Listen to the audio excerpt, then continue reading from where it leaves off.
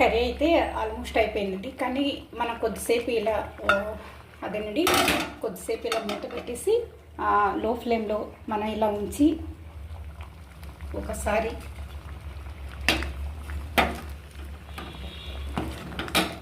ఇవ్వండి ఒకసారి ఇలా కలిపేసి స్టవ్ ఆఫ్ చేసేస్తే అయిపోతుందండి.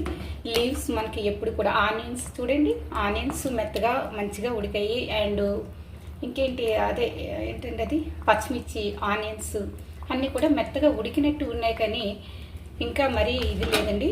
అండ్ చూసారు కదండి పప్పు ఎలా ఉంది, 3 వంతులు అదే చక్కగా ఉడికింది. అండ్ పొడి పొడిగా ఉన్నట్టు ఉంది. అంటే మరీ ఇలా పప్పు గుత్తు ఏదో అంటారండి, దాంతో ఇలాగా నేను నా లైఫ్లో ఎప్పుడూ అలా చేయలేదండి. అలా చేయకూడదు కూడాను. ఇలా అయితే మనకి జీర్ణ శక్తి మెరుగవుతుంది.